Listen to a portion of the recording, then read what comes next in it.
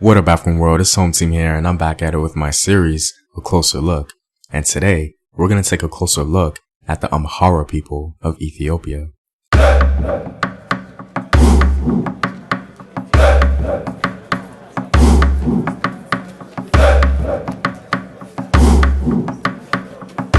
And as always, if you want access to sources, courses, and exclusive videos, you can do so on patreon.com. Also, go to afrographics.com, a website where you can find unique illustrative infographics summarizing African history.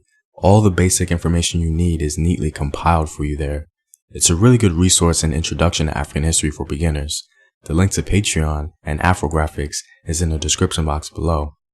The Amhara are one of the two largest ethnic groups in Ethiopia, occupying largely central and western Ethiopia and parts of the north.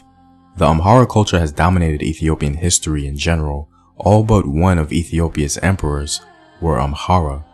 The Ethiopian states that the Amhara inhabit include Wollo, Gojam, Gondor, and North Showa. In general, the Amhara people typically think of themselves in terms of their regions, rather than a distinct ethnic group. The Amhara culture was so prevalent that it's been seen as being synonymous with the Ethiopian state as a whole. They've also historically been called Abyssinians, and they built one of the most popular and long-lasting empires in all of African history. I created an infographic summing up the history of the Abyssinian Empire. I'll leave a link for you in the description box below, as this video will be just too long to include both histories. Some scholars claim that the ancestors of the Amhara came from southern Arabia and intermarried with the local African population in the Wollo area. From there, it's believed that the Amharic language and culture spread. Gez, the language of Aksum, is the foundation of the Amharic language and writing system, the Gez script. The Amhara themselves claim that the first Ethiopian kingdom was established by Menelik I, who was the son of the Queen of Sheba and the Judean king Solomon of the Christian Bible. The Amhara call her Queen Makeda. She's also frequently described as the Queen of the South in the Kebra Nagast, a written account of the epic around the 14th century. This Queen of the South was very beautiful in face, and her stature was superb. Her understanding and intelligence, which God had given her, were of such high character that she went to Jerusalem to hear the wisdom of Solomon. The Kebra Nagast documents the oral epic of the Amhara concerning the romantic relationship between Queen Makeda and King Solomon.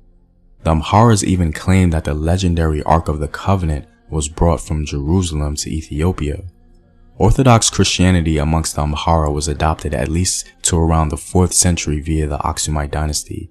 Christianity itself remains the core of Amhara culture. Many people don't know that there was a huge struggle between Islam and Christianity in Ethiopia. The back and forth battles between the two groups determined the fate of the entire region itself. The influx of Islam brought in a holy war against Christianity in Ethiopia. Even though the Muslims gained an initial stronghold, the Amhara Christians pushed back with some help from the Portuguese and reconquered Ethiopia for the Christian faith. This success is the reason why many Amharas are Christians today. The Christian religion remains a big cultural landmark in Ethiopia. One of the grandest structures exemplifying Christian vigor in the region are the churches in Lalibela. The churches no doubt has one of the most unique architectural styles in the world. The 19th century brought about the expansion of the Amhara political dominance as the region was brought under imperial Amhara control. From the north, foreign invasion from the Ottomans of Egypt and Mahdists of Sudan were fought off, and the Italian advance into Ethiopia was famously stopped by the Ethiopian army of Menelik II at the Battle of Adwa. This allowed the Amharic Empire to be free from colonial rule while the rest of Africa was being swallowed up. Amhara painting is the dominant art form in modern-day Ethiopia and is largely done in the context of their Christian faith. One of the most distinguished features of Amharic art is the large eyes of the subjects, who are usually depicted as biblical figures. The architecture of the Amhara is also quite impressive. The Amharic castles have become such a distinguished asset for Ethiopian history as a whole. These castles in the capital city of Gondar served as a residence of the emperor largely in the 17th century. The Amhara were so dominant that other ethnic groups in Ethiopia began to feel a little too much pressure from the Amharization, if you will, of Ethiopia. This brought about a lot of tension and unrest in the 20th century. Despite all of this, the legacy of the Amhara is undoubtedly one of the greatest in all of Africa. Well, I'm all out, guys. Don't forget to go to Afrographics.com to see illustrative infographics on the Amhara Empire of Abyssinia. All the information you need is gathered there for you, including some source material. Know thyself. Remember your ancestors. Peace.